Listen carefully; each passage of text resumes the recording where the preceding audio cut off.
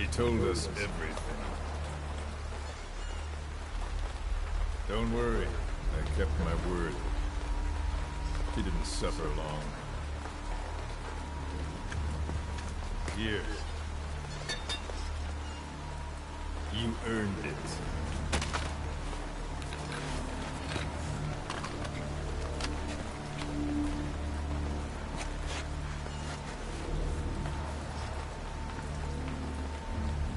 How's it feel to play the traitor? No more war games. You're a real man now, soldier.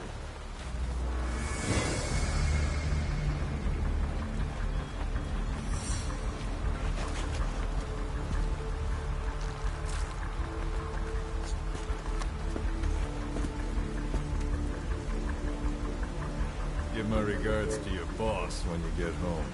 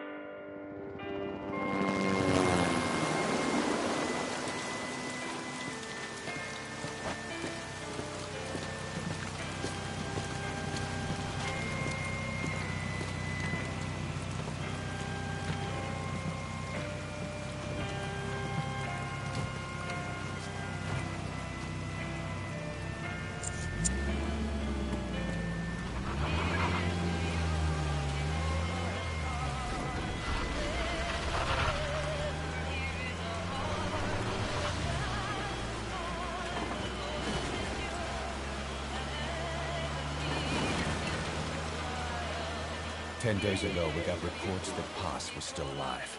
She survived. She was rescued by a Belizean fisherman who found her drifting in the Caribbean. So what's the plan? Silence her before we're compromised? No. I've got something else in mind. Our friends at Cypher suspect Paz could be a double agent. She's being held for interrogation at a camp on the southern tip of Cuba. Black site. Nice. A slice of American pie on communist soil, and out of U.S. legal jurisdiction. The upcoming inspection of Mother Base has to be connected somehow. The timing's too perfect. The UN's nuclear inspection. My guess is they're trying to corroborate Paz's leak. We're an army without a nation. Word of our capabilities gets out, and we'll have the whole world out to shut us down. Having an American private intelligence agency involved's bad news. Cypher's the ones who sent Paz to us in the first place. She knows their true nature. Right. Paz is our only link to Cypher. If she's still alive, we need her on our side.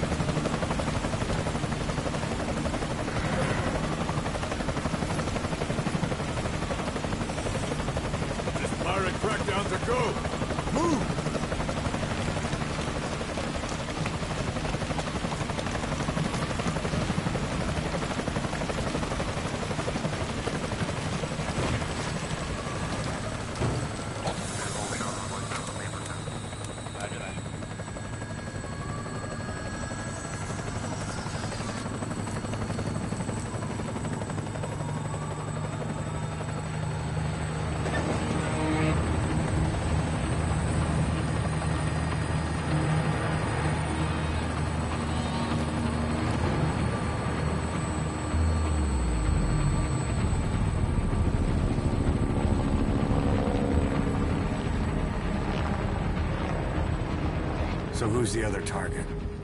That would be Chico. He's being held in the same area as Paz. Last radio contact was 40 hours ago. Find them both. Bring him back alive. Enter the compound from the south cliff. Secure Chico and Paz, then report back from the rendezvous point.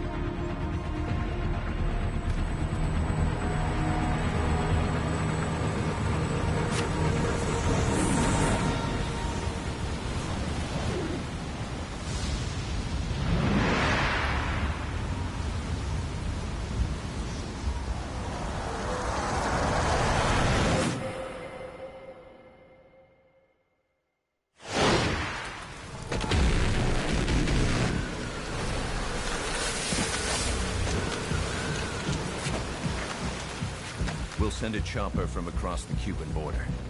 You should be back at Mother Base in time for lunch. You'll probably just miss our guests. The only catch is you go in solo. The politically sensitive nature of the mission means backup is not an option.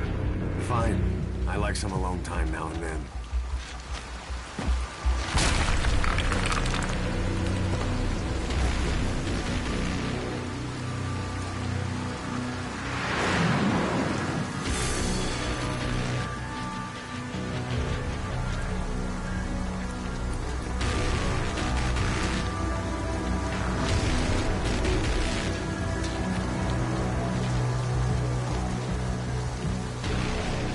I'm in front of the prison camp. Excellent, Snake. Age hasn't slowed you down one bit.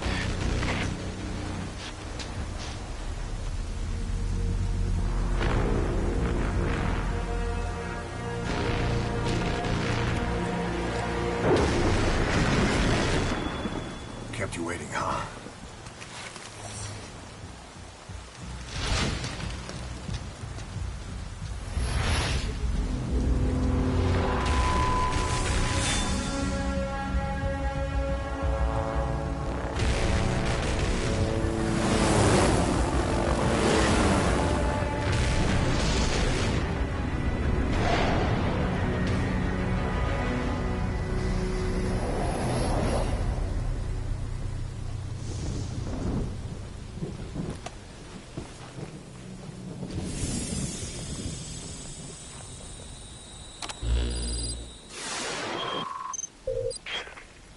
Paz are being held in an old, unused part of the compound.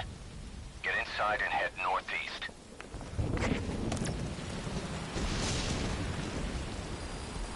Mission info has been updated. This is an infiltration mission. You've got to stay out of sight.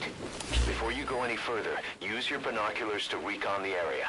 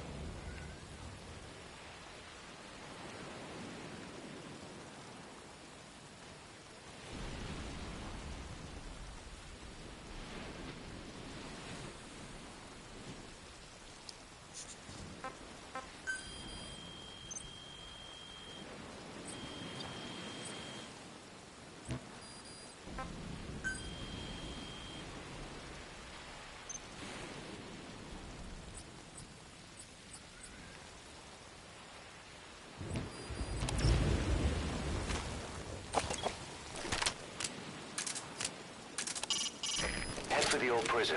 You'll find the targets there. Keep low. You can check the controls on the pause screen.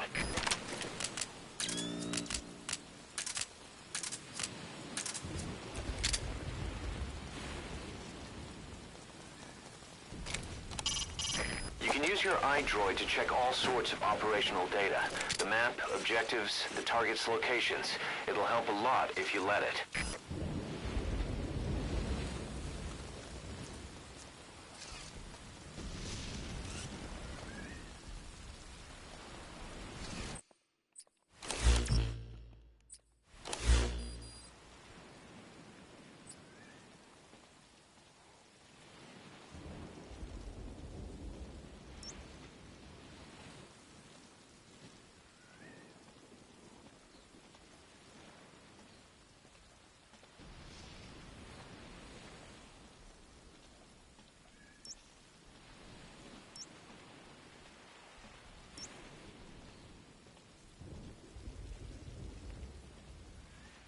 Marker placed.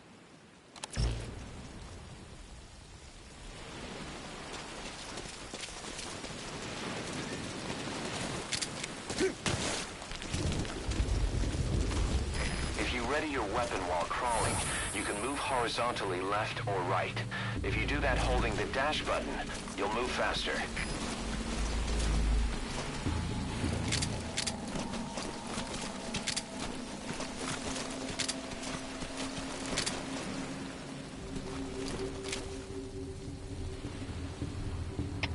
CP, this is Delta 4.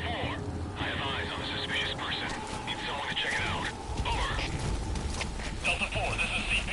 We don't have the manpower right now. Stay on the lookout for further activity. Out.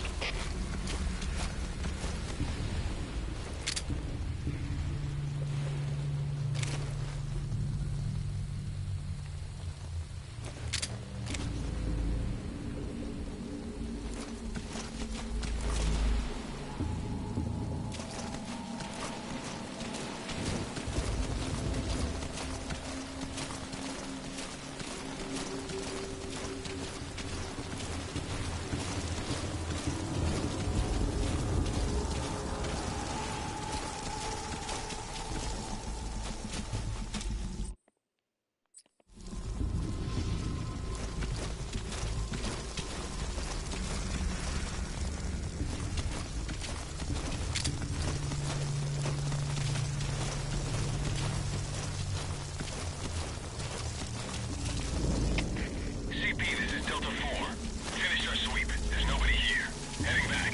Over. CP, understood. Head back immediately. Out.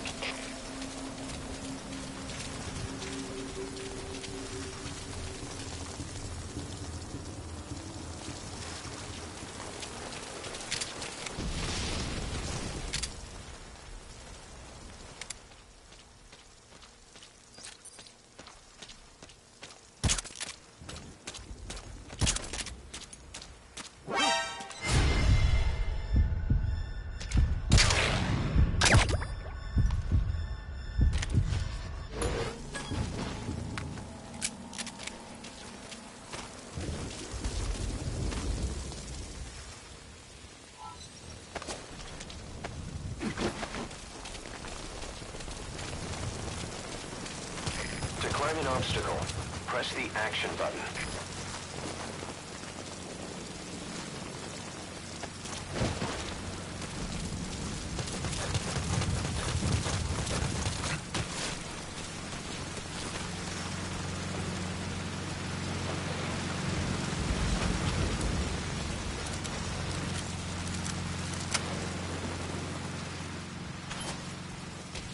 Now head east to the old prison area. You can bring up the target's location on your iDroid.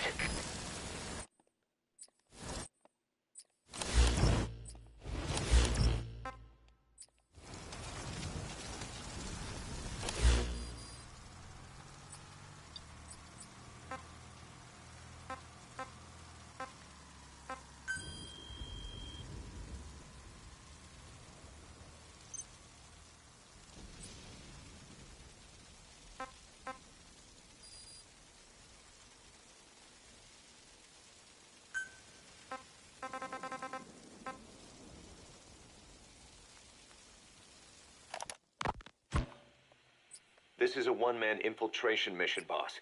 Equipment is the...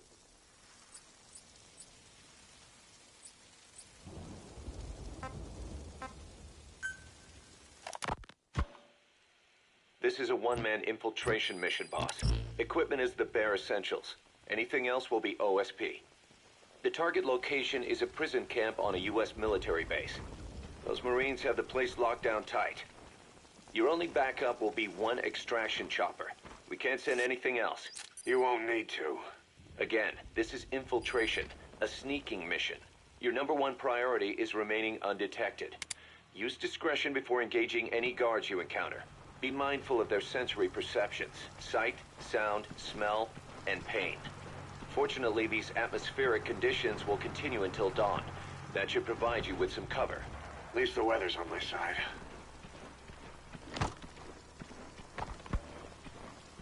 Your mission objective is to rescue Chico and Paz. According to Chico, they're both being held at an old prison facility. Recon from the intel unit supports this, so it's safe to assume that's where they are. Once you've gotten them to the RV, call in the extraction chopper. I'll monitor the situation and offer guidance from here. But you'll be the one in the field. How you handle this mission is entirely up to you, boss.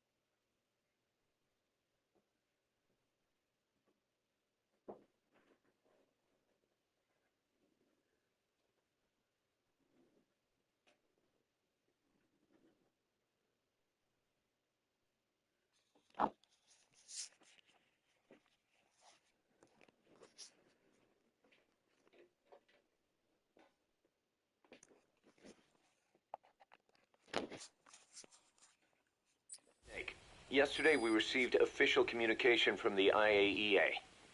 It says, it has come to our attention that your organization recently purchased nuclear fuel from Uzbekistan authorities. We request permission to inspect your facilities. What a load of bullshit. Yeah, they're after Metal Gear Zeke's nuclear warhead. I'm betting this is payback from Cypher after Paz's leak. Using the UN. There's no telling how much influence they have. But the IAEA can only do inspections in countries that are party to the NPT. And we're not a country. Exactly. We haven't signed a safeguards agreement with the IAEA over peaceful nuclear use, and we're not obligated to report any nuclear material we have, nor information about any nuclear facilities. The IAEA has no authority to inspect us. But despite all that, That nuke's our last line of defense.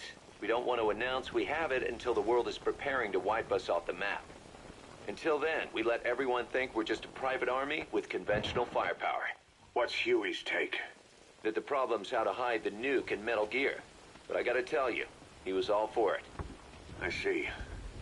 But there's no way we can have the IAEA poking around here. So what do we do? Ignore them? Send them an official letter of refusal. Say that we're a private organization and we've done nothing to attract this suspicion. You got it.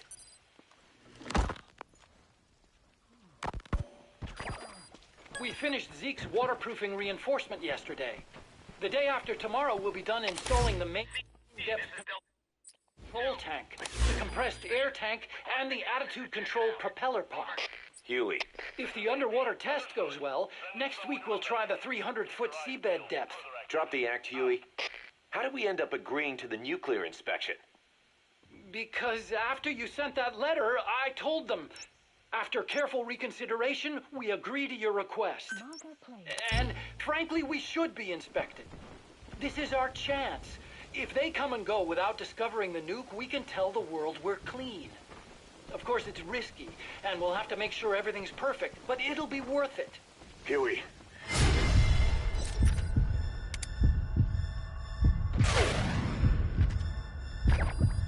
Inspection without going through the Board of Governors? We contacted the IAEA's admin branch, and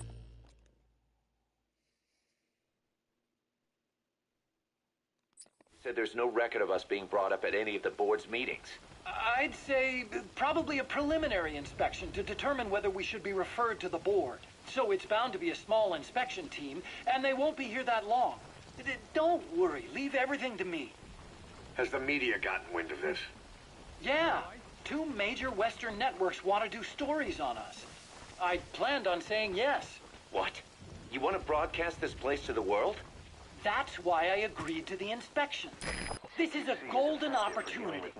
We can use the media to prove to the world we don't have a nuke. Besides, even if we said no, it would just be delaying the inevitable. Kaz, our hands are tied now. Start getting the place ready. Thanks, boss. Don't get the wrong idea. You've set it up so that any more changes of heart will arouse suspicion, that's all. Zeke stays, but we'll have to move all other AFVs to shore. Any potential troublemakers can go with them for some mandatory R&R. Sound good, boss? Just do it. About the inspection, what do we tell the men? The truth. What else? The one thing we don't need to worry about is anyone here spilling the beans about Zeke. Good point. What about the Sandinistas? There's still quite a few of them left on the base. I hate to say it, but it won't look good having Soviet bloc personnel here. The problem is, moving a group that size in a hurry would look even worse. At least Amanda's...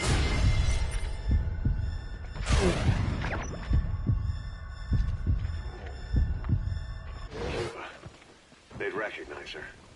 She should stay put for now. All civilians save Huey will have to return to their countries. Even your Parisian. Of course, we'll get her whatever paper she needs. Dr. Strangelove's departure came at a perfect time. The less Zeke-related staff here, the better. Wait, she left? That's right. You were away on a mission. She left last week. There's nothing cooking in AI weapons research, and Zeke is complete. There was really no reason for her to hang around. I'm surprised Huey let her go that easy. Yeah, his crush on Strangelove was never much of a secret, huh? He followed her everywhere while Zeke was in development. Boy, would she get pissed. But he does have a lot on his mind right now. I've got bigger issues to deal with. That's what he said. That's the spirit, Huey.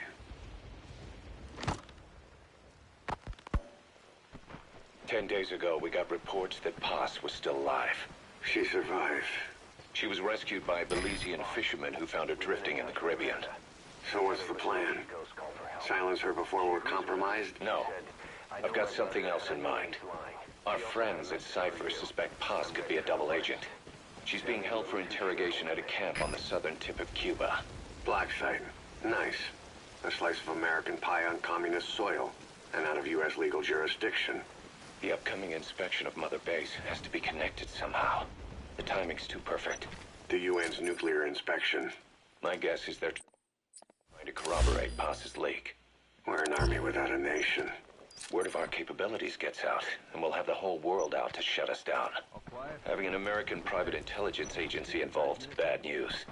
Cypher's the ones who sent Paz to us in the first place. She knows their true nature. Right. Paz is our only link to Cypher. If she's still alive, we need her on our side. If not us, who else is gonna rescue that bitch? When do we do it? The inspection comes first. We'll deal with this afterwards. Do the men know?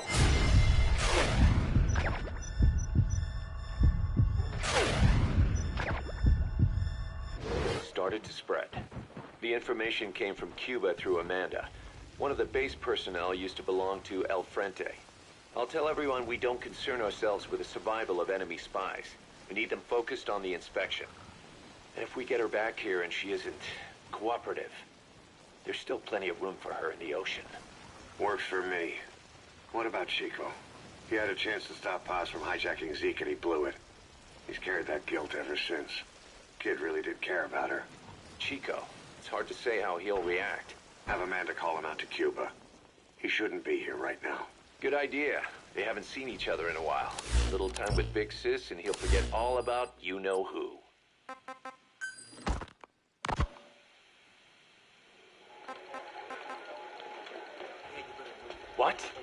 Still no sign of Chico? What's going on? It's Mandy.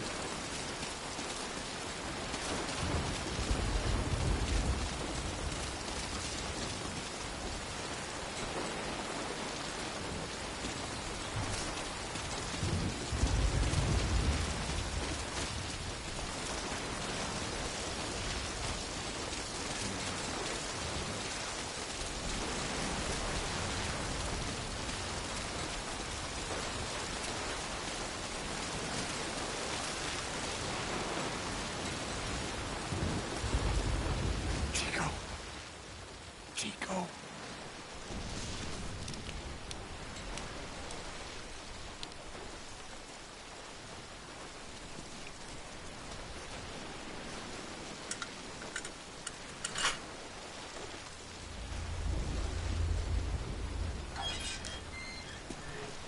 Chico, it's me. No! No! Go away! Go away! Come on, man. Let me out of here, please. Get off me! Get off! Chico, keep it down. Go away! Take a second. Right over here. Hey, you gotta let me out. You let me out, no! Stay here. Get off me! Get off!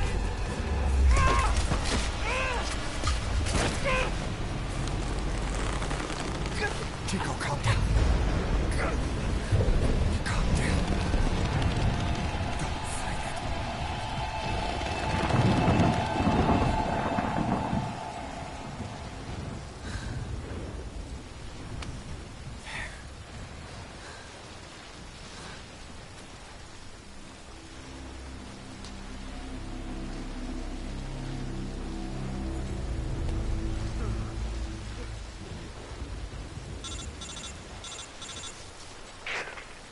I got Chico.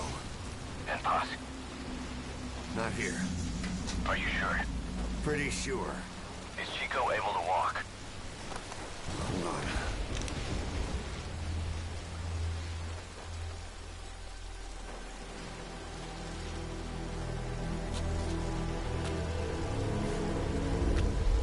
Not gonna happen.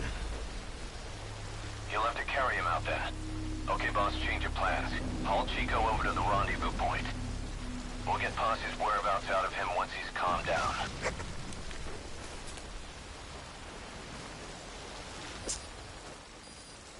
Mission info has been I've marked the updated. RV on your map. Okay, now carry Chico there. Mark this one updated.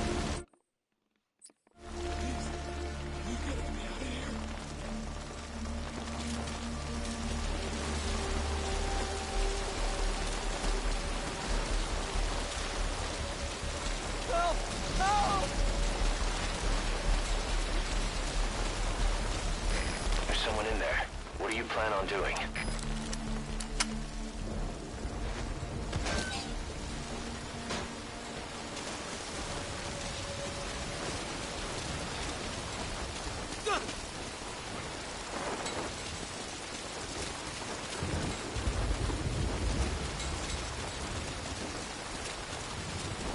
A POW. That's fine if he has some intel, I guess.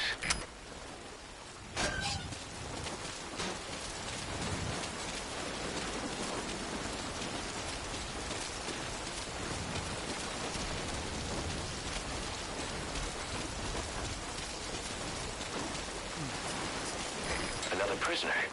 Looks like he's alive.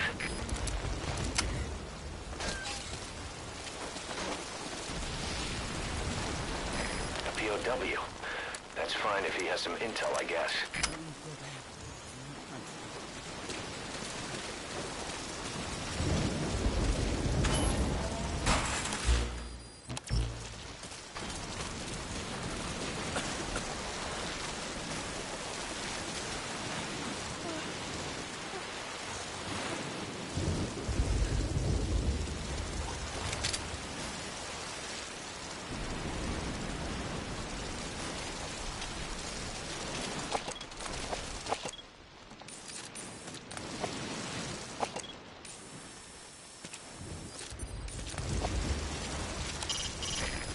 carry Chico.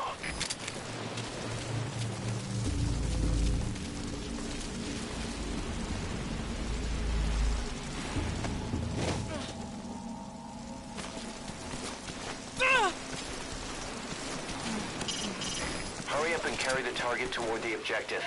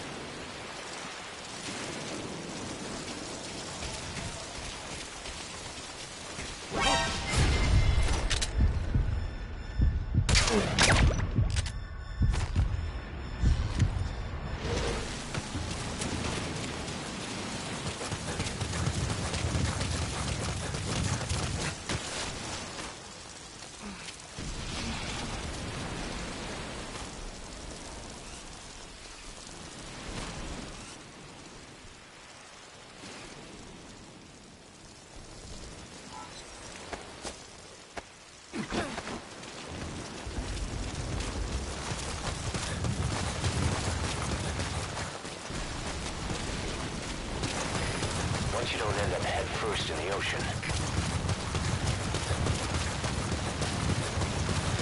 The RV's just a little further.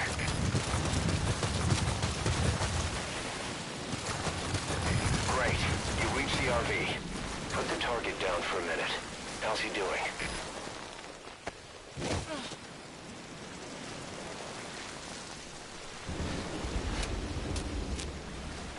Chico, where's Paz?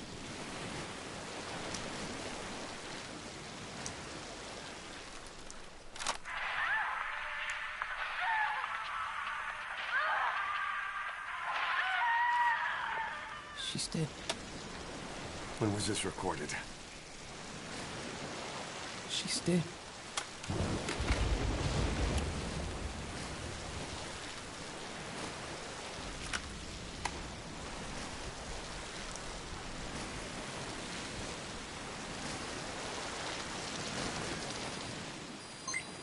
Okay, now use your iDroid to call the chopper for pickup.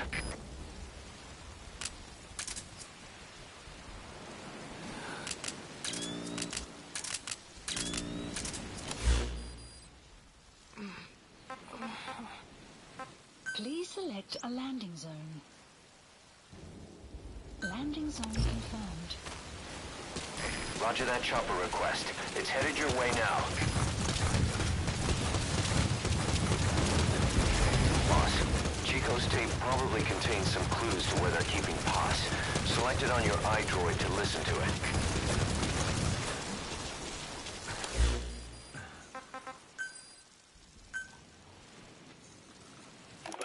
Our resupply package arrived, but Chico wasn't with it. Relax, Amanda. I'm sure he's just exploring Havana or something. First time in the big city. Could have gotten carried away. Cos, wait. The boat Chico was on, did it stop anywhere before it got to Havana?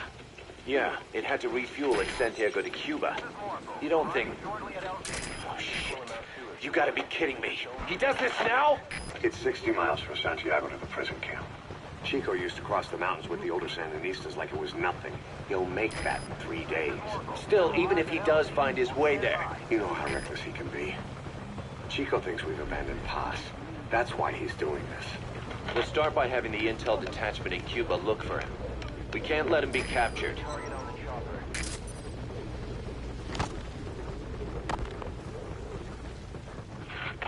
Cages to the east of a big building.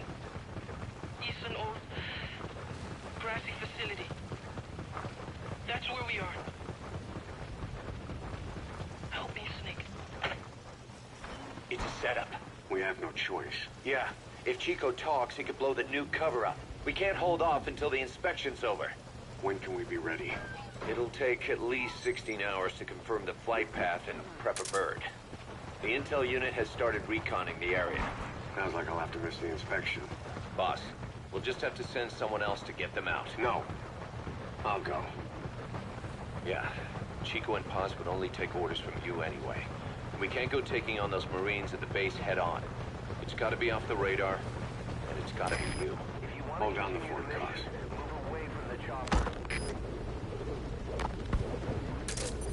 Snake, you can forget about civil liberties where you're headed. God only knows what they'd do to you if you got caught. Do not let that happen. The Cubans leased the land to the U.S. as a gesture for helping them gain independence from Spain. The deal remains in effect until both countries agree to dissolve it, or the U.S. abandons the land. That's why America still operates the base even after La Revolucion. Problem is, it's leased land. Meaning it isn't American soil, so the U.S. Constitution doesn't apply there. That allows them to withhold its civil rights protections. Yeah, that's Uncle Sam's excuse. The area was originally only for detaining refugees from countries like Cuba and Haiti. But a few years ago, the CIA and its like started using it as a black site. Enemies of the state are renditioned there and subjected to extreme forms of interrogation. You can bet Cypher had a hand in that.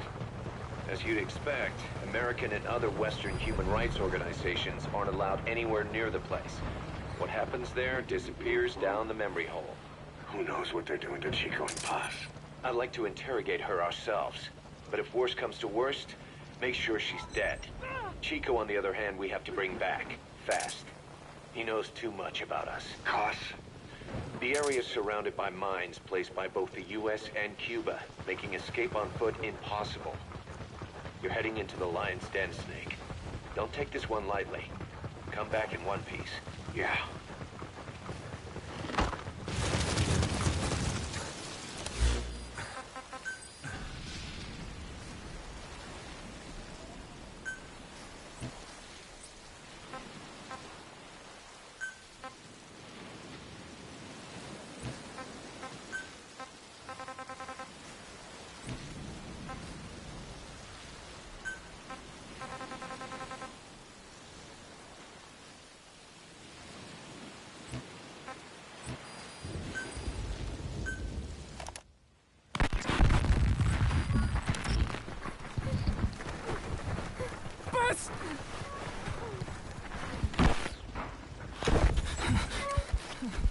On your feet.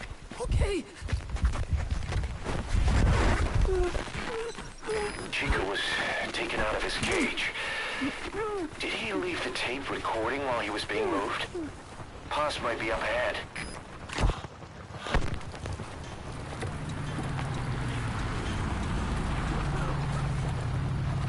I hear vehicles. And a flag.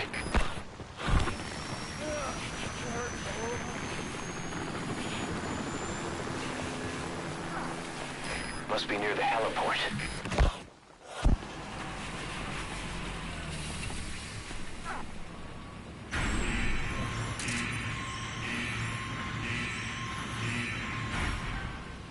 A gate.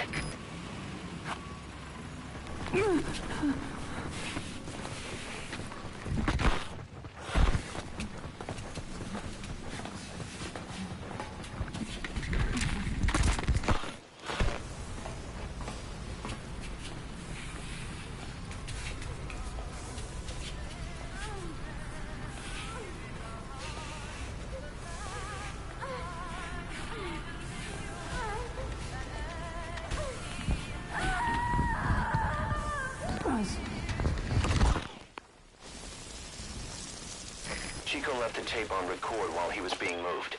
Try using what you hear to find Paz. If you're still not sure, listen to the tape again.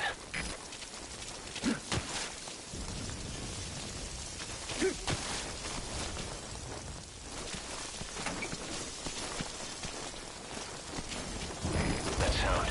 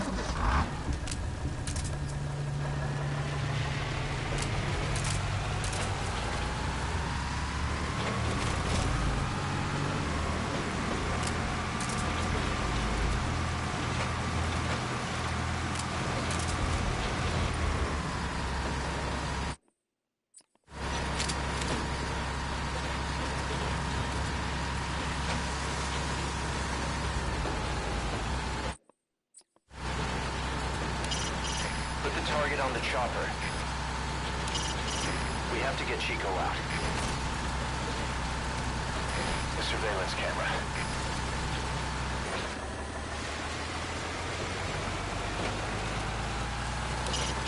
Put the target on the chopper. We have to get Chico out. Put the target on the chopper. Open the front gate. Supply deliveries on its way in. Opening front gate.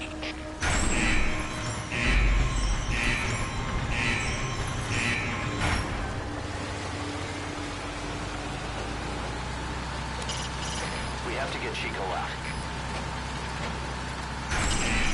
Put the target on the chopper. That's the admin building. Watch your corners.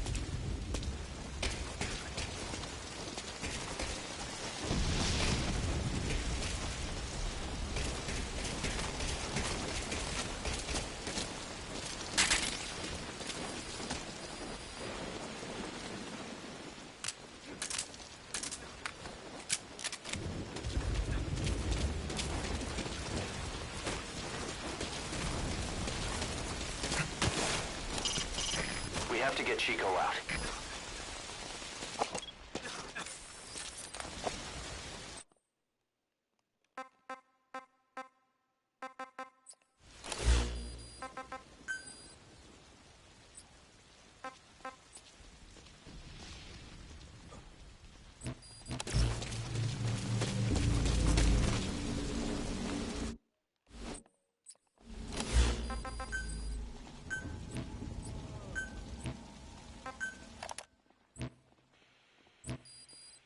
I heard about Paz's tapes.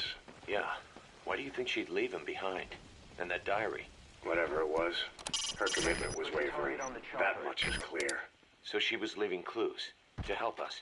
No way to know for sure. And the ocean's not giving her back.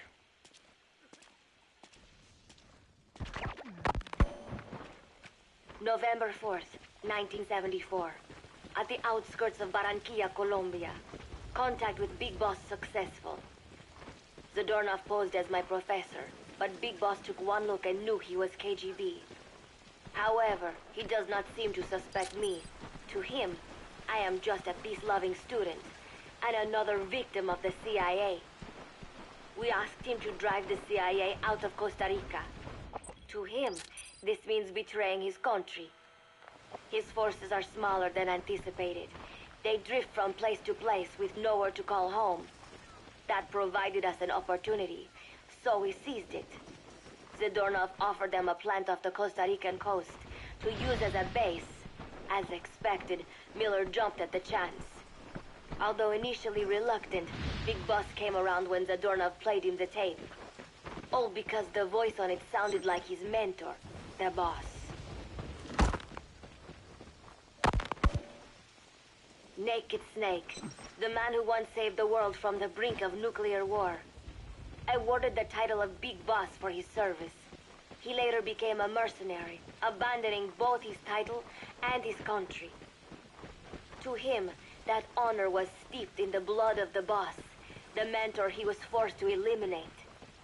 Exceptionally charismatic, he possesses unparalleled combat and intelligence-gathering abilities. His only discernible weakness is her. This operation hinges on how effectively we can exploit that.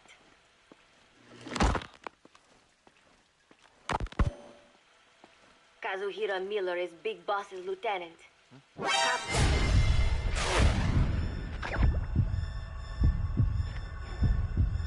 Half American, He once served in Japan's self-defense force.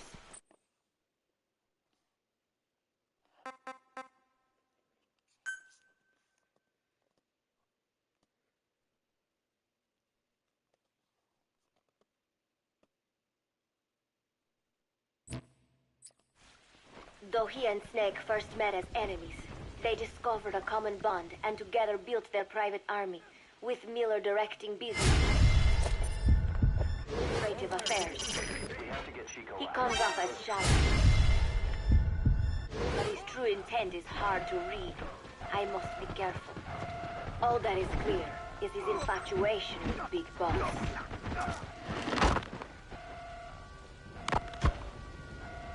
With East and West fighting over its control, Central America is now the most contested region on Earth.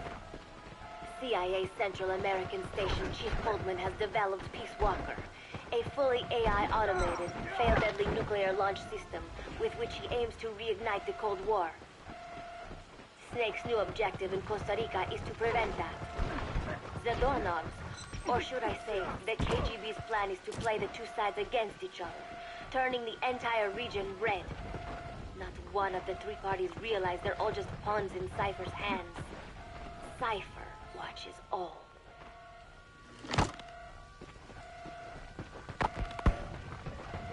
Mother Base has developed rapidly since being established in the Caribbean Sea.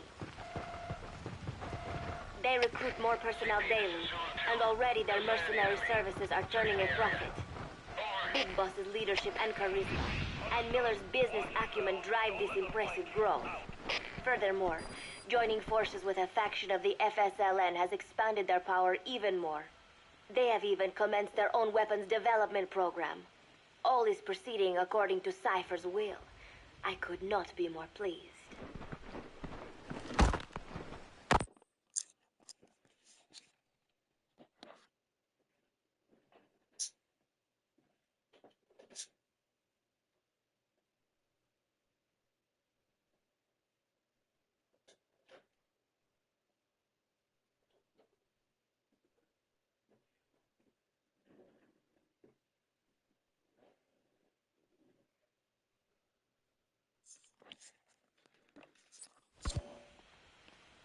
Snake's pursuit of Peace Walker led him to an AI modeled after the boss's thought patterns.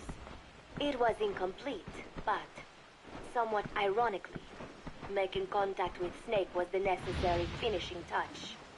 Meanwhile, scientists behind Peace Walker's locomotive control, Huey, defected to Snake's army. His presence has greatly accelerated weapons development at Mother Base.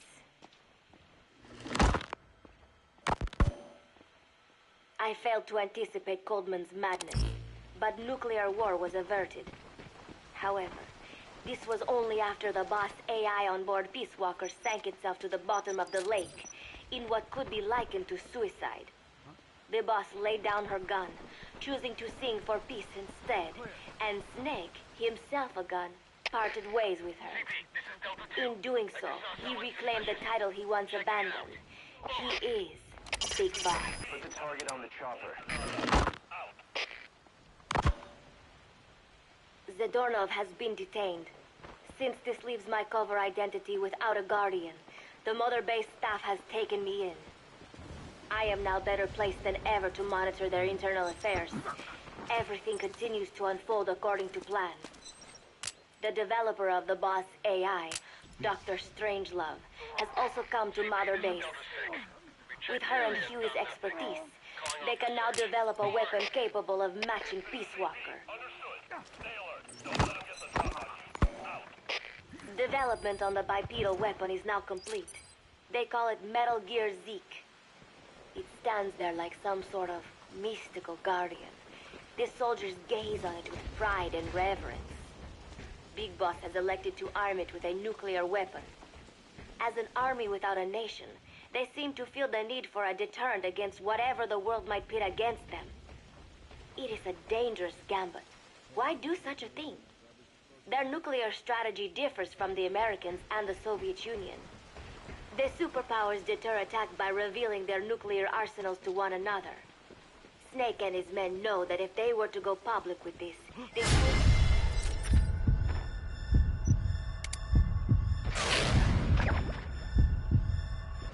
fight against them.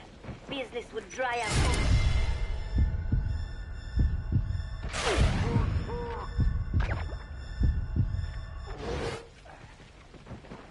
So they do not plan on revealing the nuke until necessary.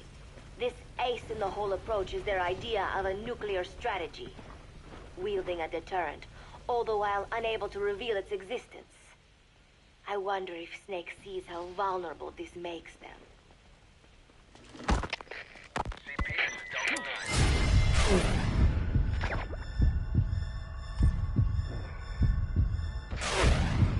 9. Hijack Zeke? Yes, I did indicate that to be our leverage. But I cannot imagine his agreeing to that now. But did you not raise them to safeguard your governance without borders? No. I have not forgotten. Cypher watches all.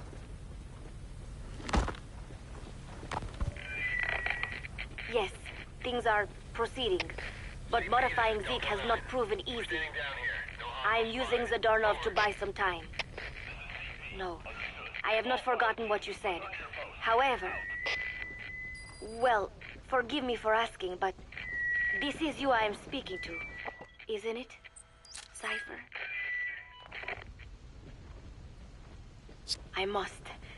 I will fight Big Boss.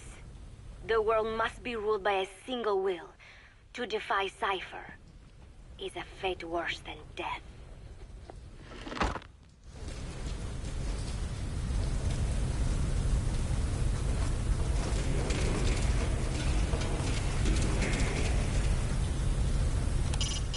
We have to get Chico out.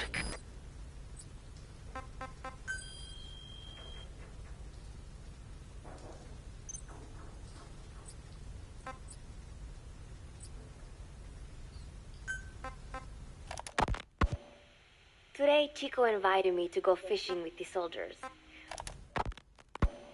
As of today, I will be living here at Mother Base. Now my real trial begins. Zadornov was paying my room, board, and tuition, but he has since been captured.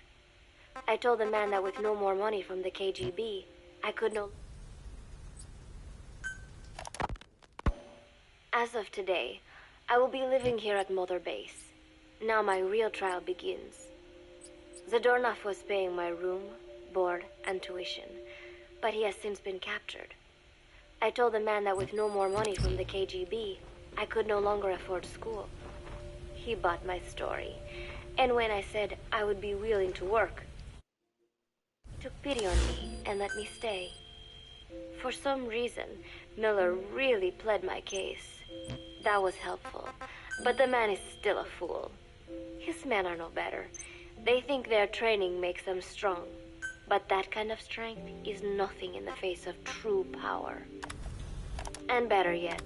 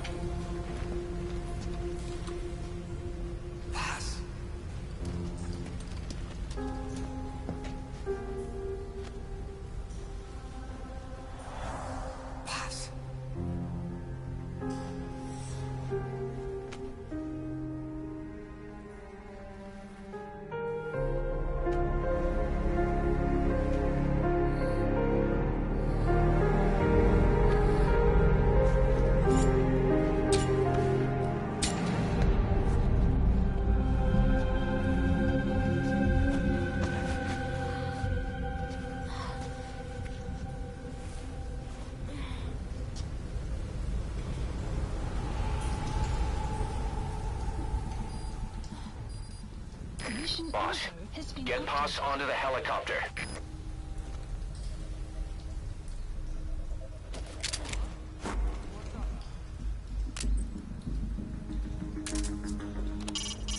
All you have to do now is put Chico and Paz in the chopper.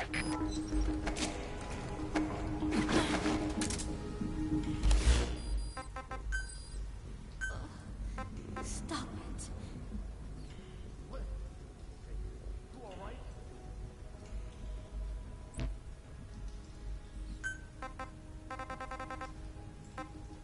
They wait on me hand and foot, believing I am just a schoolgirl. Looks like I won't be working too hard after all. Just today, while scouting out the living quarters, I saw a group of them in the corner of the deck making a fuss. Going over for a look, I saw they were feeding a kitten. A bunch of grown hard men, and they're the ones acting like schoolgirls. Look, isn't he cute? What is wrong with them? Disgusted, I just nodded and smiled. I must stay in character after all. I indulged their chit-chat for a few moments. Then one of them asked me to give the thing.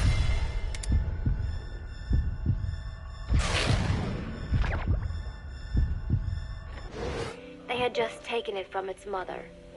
I named it Nuke. I improvised some nonsense about how our compassion for living things can help prevent wars. The men gave me a little fish. I held it out in my palm and the kitten happily ate it up. What a pathetic, feeble creature.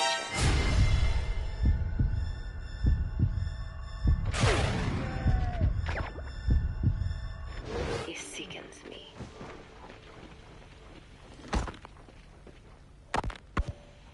Today, Chico invited me to go fishing with the soldiers. I suppose finding one's own food does have its merit, but I prefer not to be involved in such a degrading task. And their prattling on about fishing being fun is nonsense. I'm not here to find playmates. Nevertheless, distasteful as it was, I went along in order to maintain my cover. Chico thrust a fishing pole into my hands, and we went up onto the deck where several soldiers had gathered. They welcomed us warmly. With so few women aboard Mother Base, I'm treated like a princess. No one suspects I am neither a teenager nor a student. It was nice and sunny, with a gentle breeze and waves.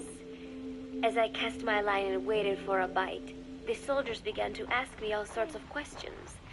As always, I answered according to our predefined scenario, feigning a smile. As I sat there feeding them lies, the fish began to bite, and the soldiers began to focus on their prey. Chico had his bait stolen by a fish, and got so angry that he stood up and nearly fell into the sea. Everybody laughed. It almost made me want to join in too. At some point, I got a bite myself. The instant after I felt that first gentle tug, the fish yanked the line with astonishing strength, and I let out a cry of surprise. I thought he was going to be huge. It was my first time fishing, and I was a bit flustered, so the soldier beside me helped by supporting the pole from behind. "Reel it in," they shouted. I nodded, turning the handle as fast as I could. I wondered what kind of fish lived below the surface, and thought back to the deep sea dives I had to do as part of training. Those were difficult days, but I remember finding the multicolored fish gliding through the water incredibly soothing. After a hard fight, I pulled it out. To my surprise, it wasn't even half a vara, rather anticlimactic. But I wasn't doing it for fun, so I wasn't the least bit disappointed. Nuke was hovering nearby with an expectant look on his face, so I gave the fish to him. All in all, a thoroughly wasted day. Preparations are coming along nicely.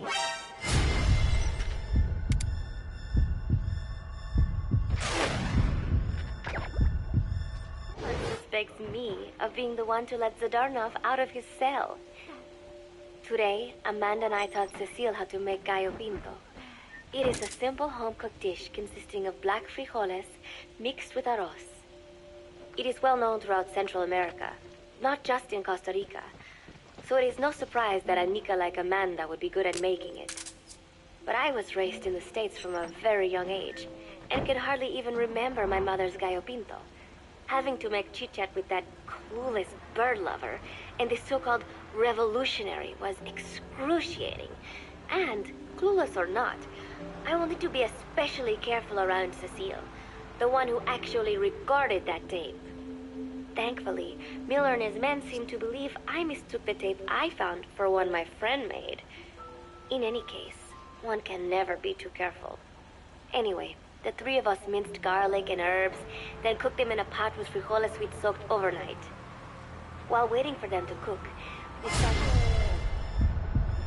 and arroz in a frying pan.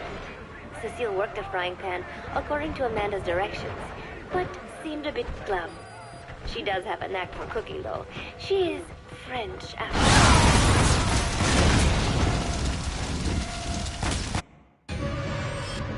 Boss, what happened? Boss!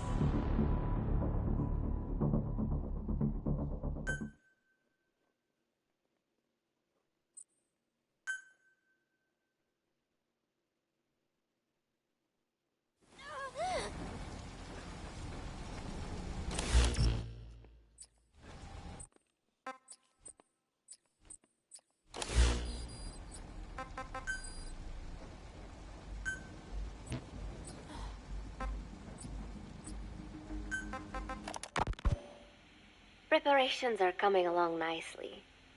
No one suspects me of being the one to let Zadarnov out of his cell. Today, Amanda and I taught Cecile how to make gallo pinto. It is a simple home-cooked dish consisting of black frijoles mixed with arroz. It is well known throughout Central America, not just in Costa Rica. So it is no surprise that a Nica like Amanda would be good at making it. But I was raised in the States from a very young age, and can hardly even remember my mother's gallo pinto. Having to make chit-chat with that clueless bird lover and the so-called revolutionary was excruciating. And, clueless or not, I wanted to be especially careful around Cecile, the one who actually regarded that thing. Thankfully, Miller and his men seemed to believe I mistook the tape I found for one my friend made. In any case, one can never be too careful. Anyway, the three of us minced garlic and herbs, then cooked them in a pot with frijoles we'd soaked overnight. While waiting for them to cook, we sautéed onions and arroz in a frying pan. Cecile worked the frying pan according to Amanda's directions, but seemed a bit glum. She does have a knack for cooking, though. She is French, after all. We added water to the pan and watched the arroz begin to steam. While we waited, Amanda shared memories of her mother with us. They had been separated because of Somoza, but the taste of her mother's cooking was still fresh in her mind. When the frijoles were ready, we drained the water, stir-frying them with the rest of the vegetables. Quite a complicated process for home cooking. Nonetheless, it kept them occupied. The longer we sat and talked,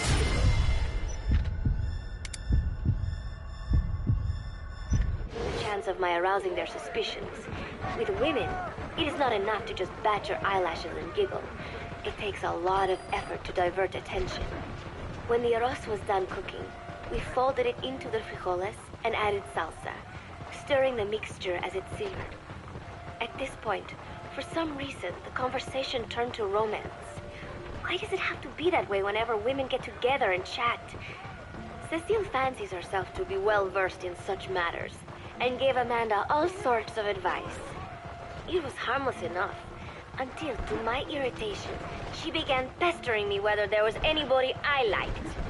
Not right now, I said, trying to dodge the question. But she pressed on. It's Snake, isn't it? I gritted my teeth and...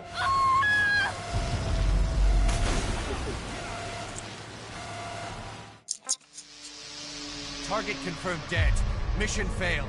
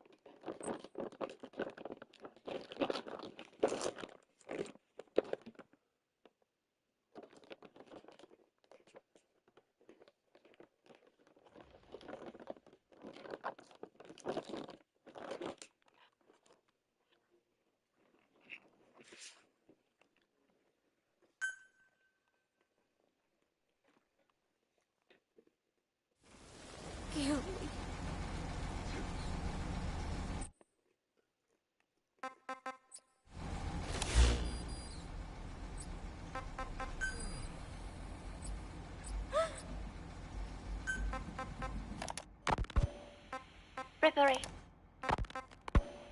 As of today, I will be living here at Mother Base. Now my real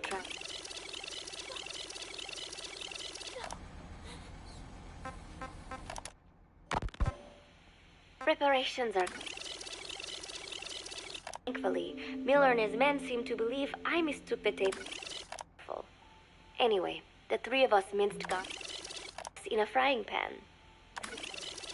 He added water to the pan and watched the arroz begin to steam. The taste of her mother's cooking was still fresh in her mind. When the frijoles were ready, we drank suspicions. With women, it is not enough to just bat your eyelashes and giggle. It takes a lot of effort to divert attention. When the arroz was done cooking, we folded it into the frijoles and added salsa.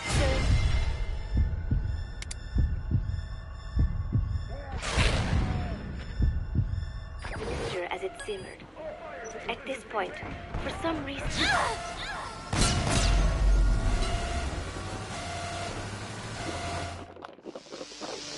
Target confirmed dead. Mission failed.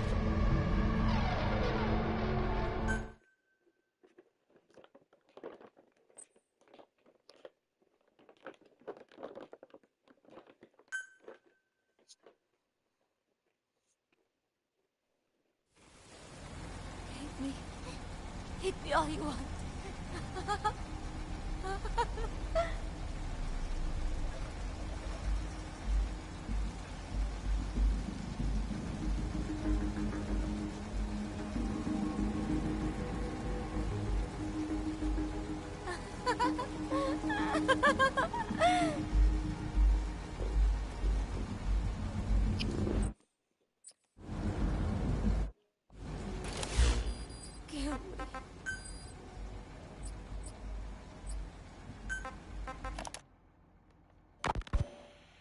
Preparations are coming along nicely. No one... Not enough to just bat your eyelashes and... Began pestering me whether there was anybody I liked. Not right now, I said, trying to dodge the question. But she pressed on. It's Snake, isn't it? I gritted my teeth and played it coy.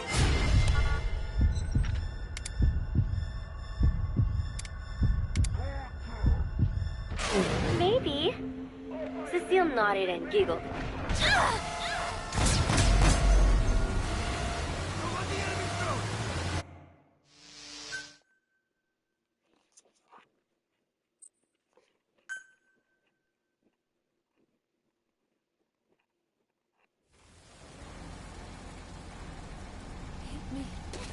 Hit me all you want.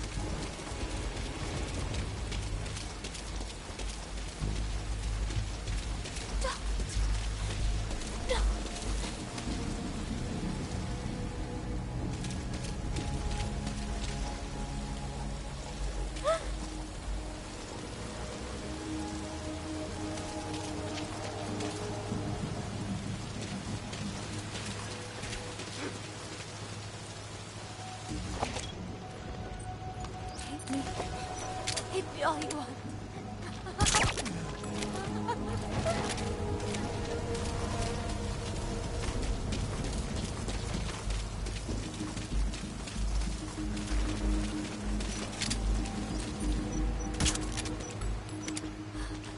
Stay away.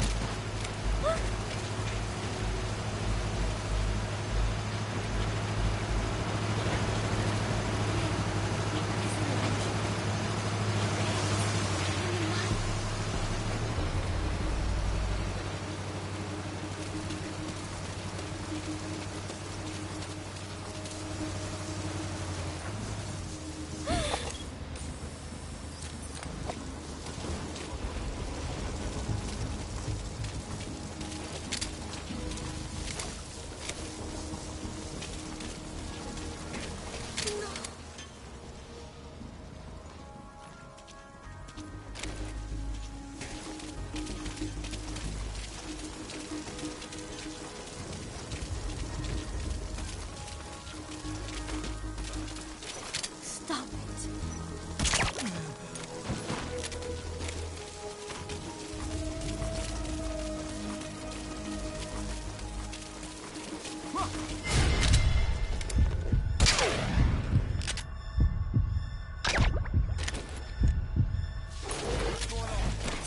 Stop it.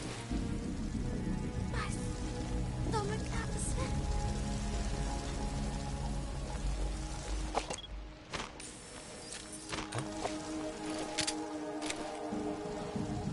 Stop it. Huh?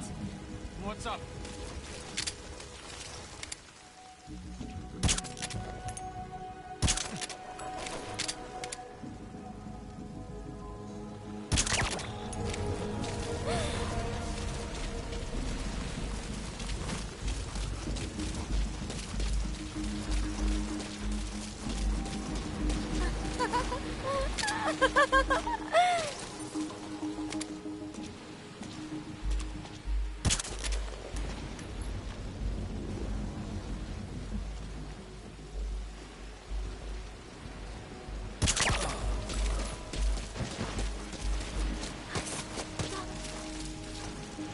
My stomach hurts.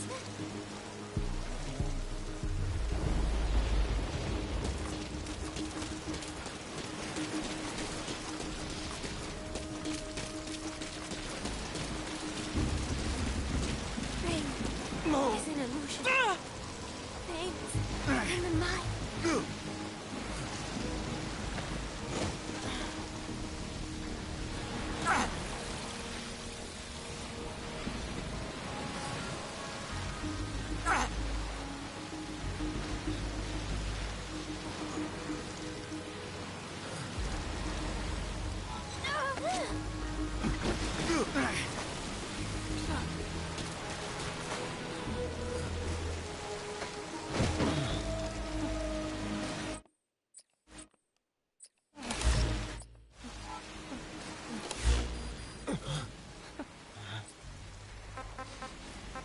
Please select a landing zone. Landing zone. Roger that chopper request. It's headed your way now.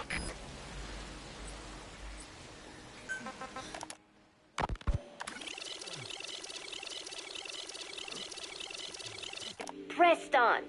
It's Lady Coy. Maybe. Cecile nodded and giggled. He is pretty sexy, isn't he? What a ditz.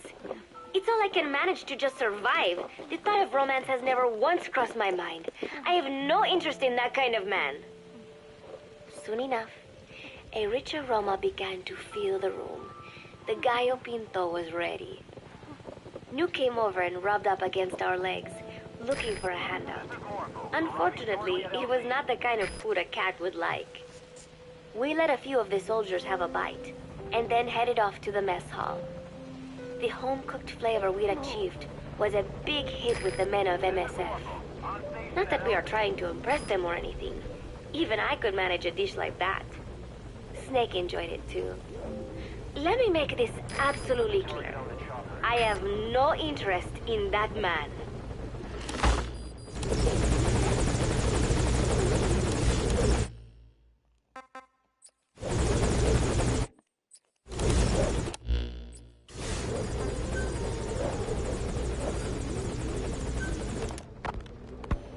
As of today, I will be living here at Mother Base.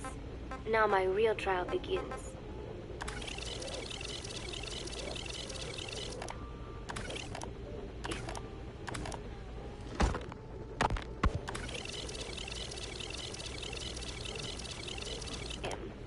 All in all, a thoroughly wasted day.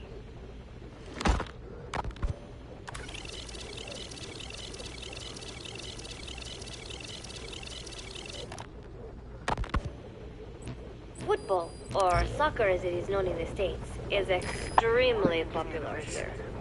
It has not caught on yet in the US, but it has legions of rabid fans all across Latin America.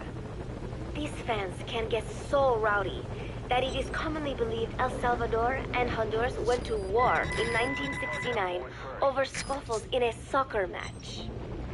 In reality, tensions between the two countries were already high. The match was merely one of the sparks that set them off. But these people are so passionate about this sport that the story seems plausible. Predictably, many of the soldiers here are fans. They have apparently divided themselves into Costa Rican and Nicaraguan teams and started playing each other. To play, you need a ball and 2 goals. The R&D team built and set up simple goals on the deck. I had absolutely no interest, but Chico insisted that I come and watch. It was not a proper match by any means. The pitch was not even regulation size, but the players and spectators alike got pretty excited. They banged empty cans and shouted cheers through the handmade megaphones. It almost felt like carnival. Huey, the referee, blew a whistle to start the match. The soldiers' training has left them in excellent physical shape, but they lack the honed skills of professionals, and their play was quite rough. Midway through, one of the men collided with another. They started shouting at one another, but Huey stepped in. "I thought we had forsaken our countries, become one with the earth," he said, quoting Snake. "We're not competing for national pride here, and we are not fighting for the good of any one country. This is not a war. Soccer is a peaceful sport, am I right?" The soldiers nodded. They know the pain of war, and they share Snake's vision. Perhaps that is why all this resonates with them. Team Costa Rica was down a man, and somehow I was picked to fill in. Costa Rica had the advantage up until that point. I suppose Huey wanted to keep it balanced. The soldiers agreed with Huey's call. Maybe the Costa Rican players felt an even matchup would be more fun, too. I could not be bothered to run at first, but chasing the ball out there in the hot sun, I was soon drenched in sweat. Before long, I found myself actively seeking out the ball, partially out of desperation. I picked up a loose ball deep on the opponent's side of the field. Even though he's Nicaraguan, Chico cheered me on, yelling, "Go for it, shoot!" I launched the ball as hard as I could, only to have it blocked by the keeper. Disappointment only increased my determination. In the end, I didn't score a single goal, and Costa Rica gave up its lead. It was really close, though. We congratulated each other on a good match and sprawled out in the shade on the deck, exhausted. The ocean breeze felt so nice on my sun-soaked body. Nuke came over. It is one of his favorite spots, and stretched out next to me. And together, we watched fluffy white clouds drift lazily across the clear blue sky. It was lovely out today, so I decided to sun myself in a lounge chair up on the deck, when Strangelove came up to me. Despite the heat, she was in her usual long sleeves and pants. I waved at her. She looked away and mumbled, "Hello there. Fancy meeting you here." I asked if she needed anything, feeling her eyes creeping up and down my body like she was savoring it. Finally, she swallowed and said, "You have such beautiful skin. Bewildered, I shook my head and said, no, not at all. I had heard rumors that she was a lesbian. But she couldn't be after me, could she? She continued to stare and said, no, it is beautiful, but you must not let yourself get so tanned. And then she took my hand in hers. What is wrong with a little son, I asked, trying to cut the conversation short. But she shook her head violently. No, you mustn't. A young lady should take better care of her skin. She was acting strangely now, as if aroused. She lectured me on the perils of tanning, how it ages skin, causing wrinkles and spots, and in the worst cases, even skin cancer. I knew already that tanning could cause spots, but I thought only pale-skinned Anglo-Saxons had to deal with that. Having a scientist tell me it causes aging, though, that spooked me a little. If I am to keep playing the teenager, I will have to start paying more attention to my skin. Sensing my anxiety, she took a small tube from her pocket.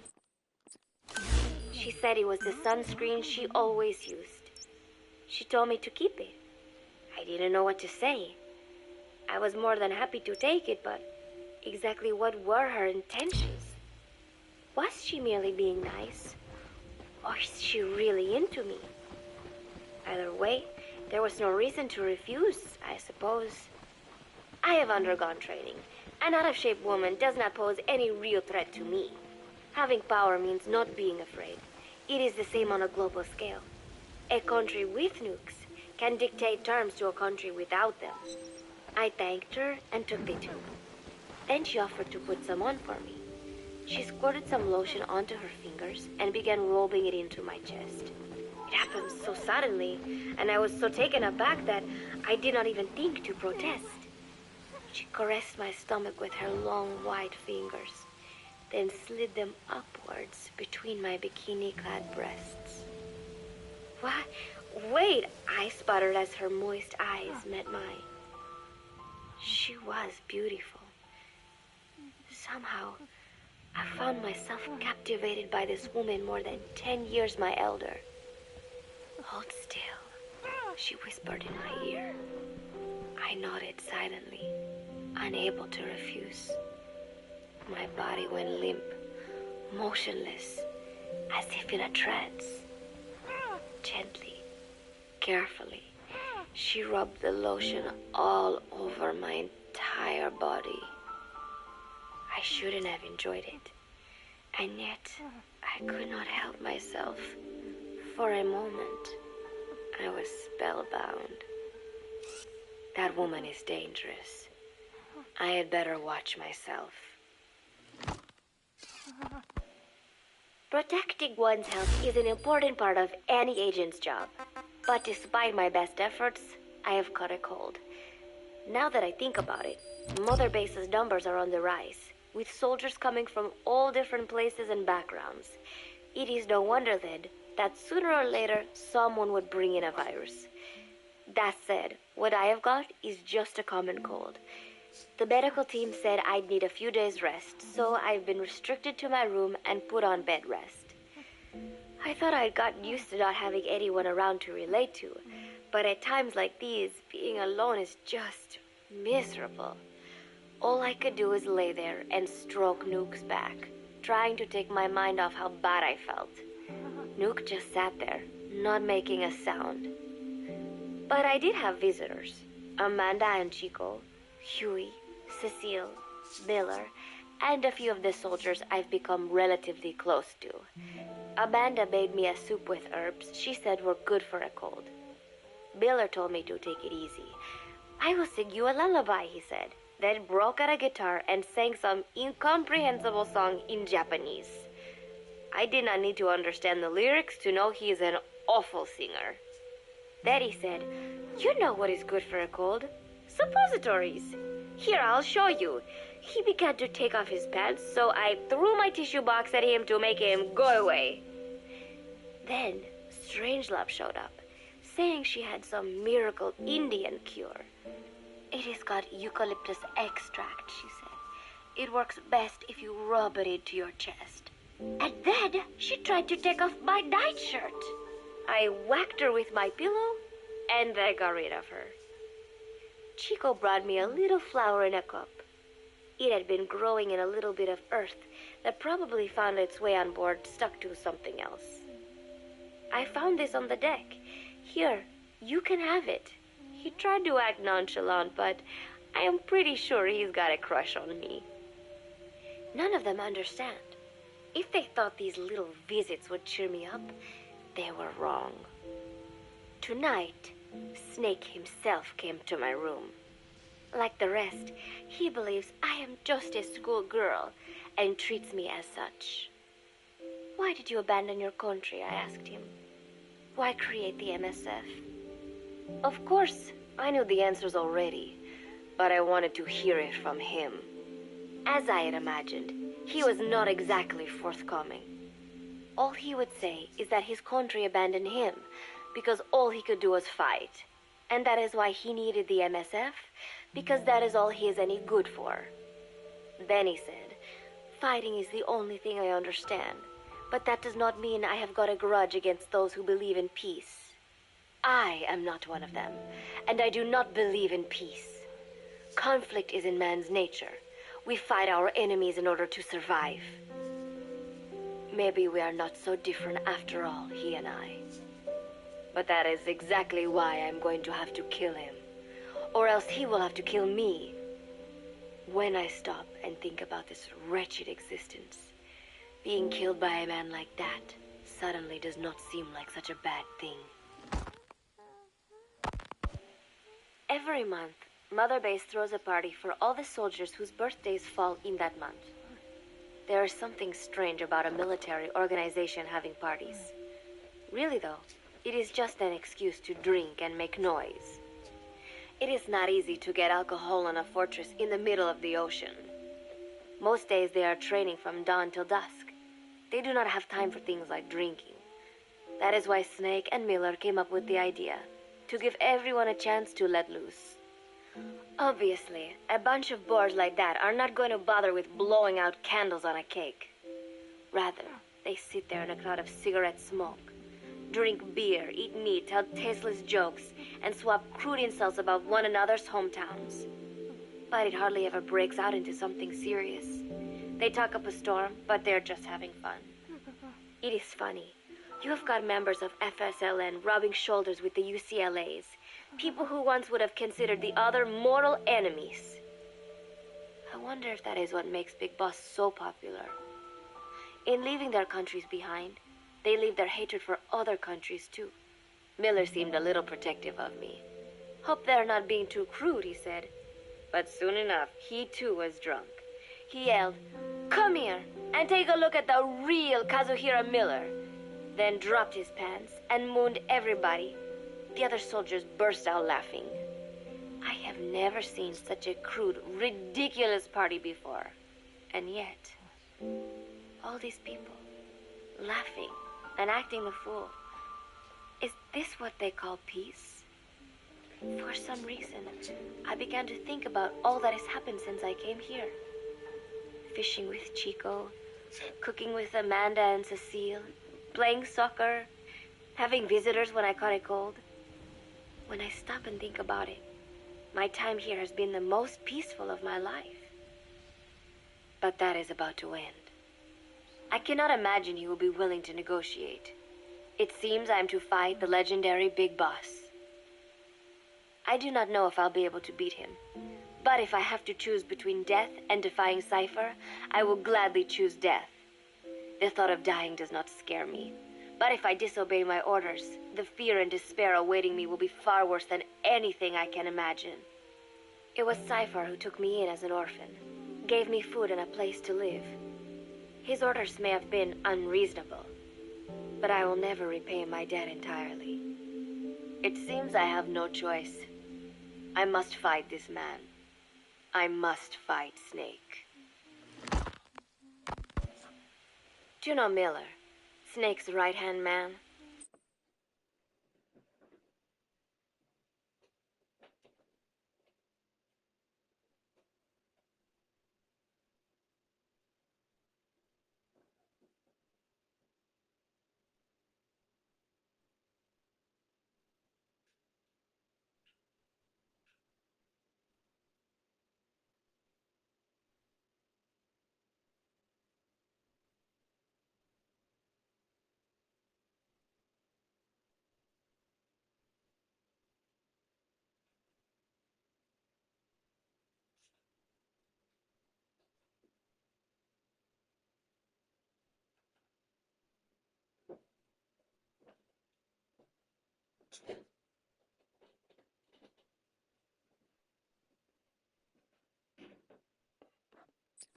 apparently has got at least one serious weakness. He is an insatiable womanizer.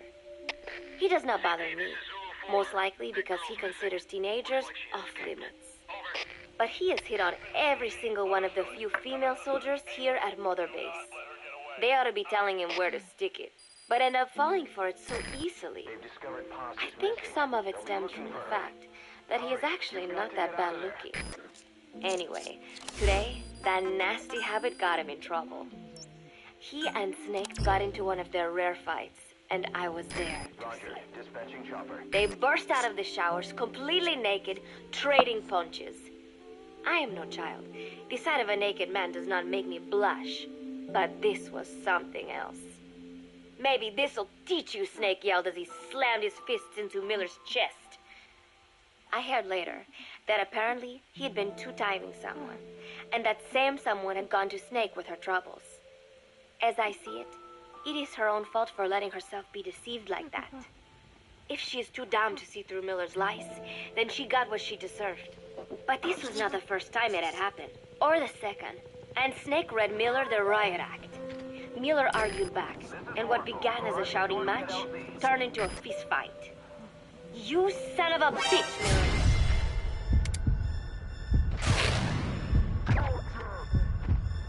One. "Not bad," said Snake, smiling. "But not good enough." And then he was back on the offensive. They had already been at it pretty hard in the showers. What? What? And their bodies were covered with bruises. Both of these men had been trained for war, their bodies deadly weapons. They were each bleeding from a dozen places. All this from a fist fight. Even so, it was far less gruesome than if they had given it their all. It was obvious that one of them would be dead were they fighting for real. Miller took another swing, yelling, "Try this then!" Snake parried, then responded in kind, but I could tell he was not aiming for anything vital. "You are one tough bastard, boss," Miller muttered. A smile crept across his face as he caught his breath. And then they went right on fighting. Blood and sweat flew off their glistening bodies. It was combat without hatred or hostile intent. I had never seen violence like this before.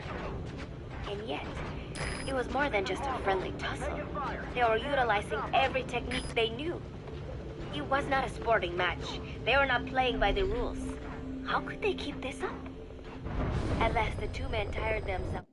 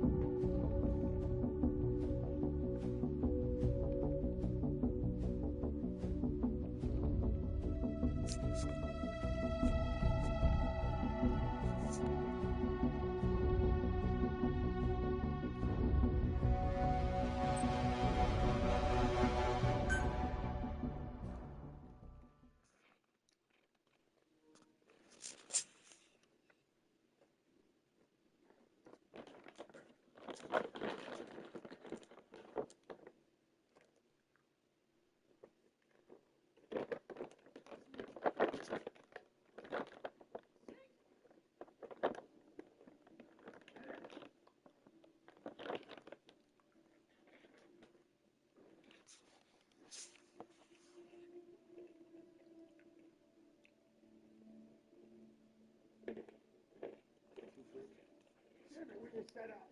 You gotta get it out. Looks like we're instead of grand opener now. Hold her down. Hold her down!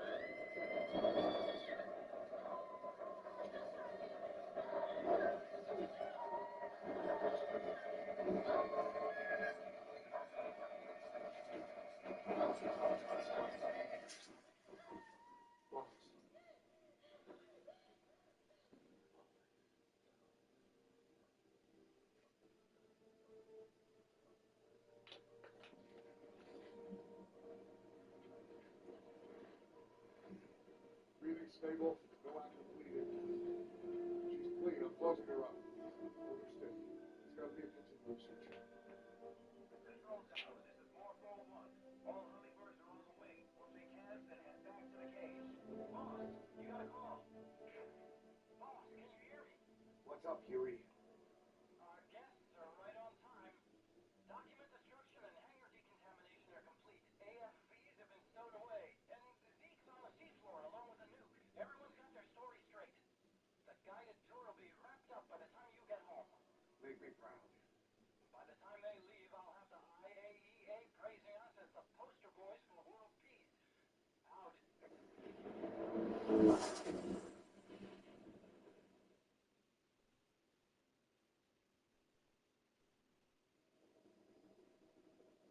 Tower, this is Morpho 1. Do you copy? Can't get through. The lacing's fine, but...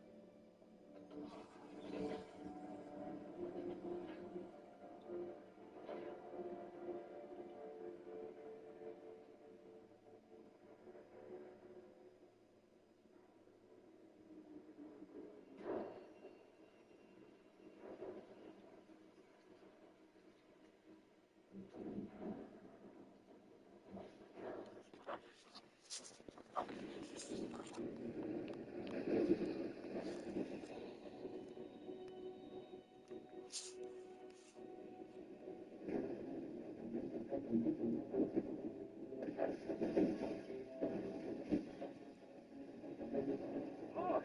Commander Miller!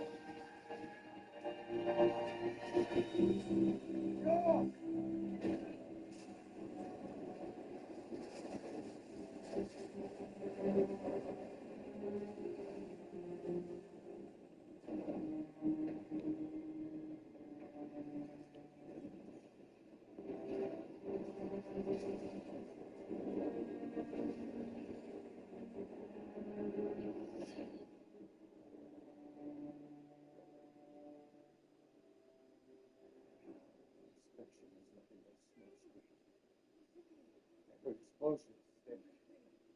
They treat us like a damn spin-off!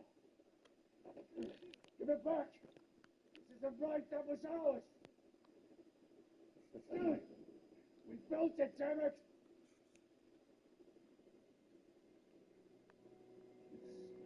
Bitch! Come on, start talking, bitch! Get up and start talking!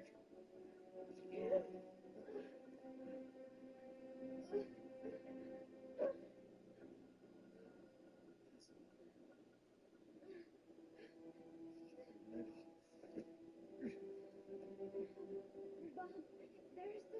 It's all right, we got it out.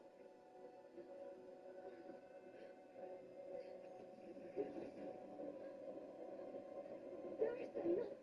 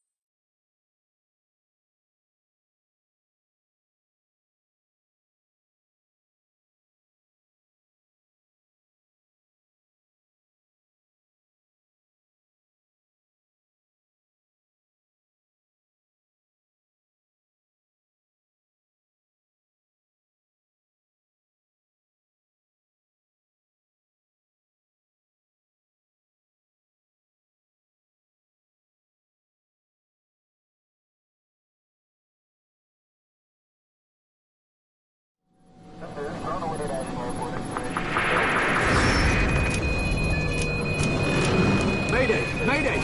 Controls unresponsive. Tower, do you read? Shit. Comms are down.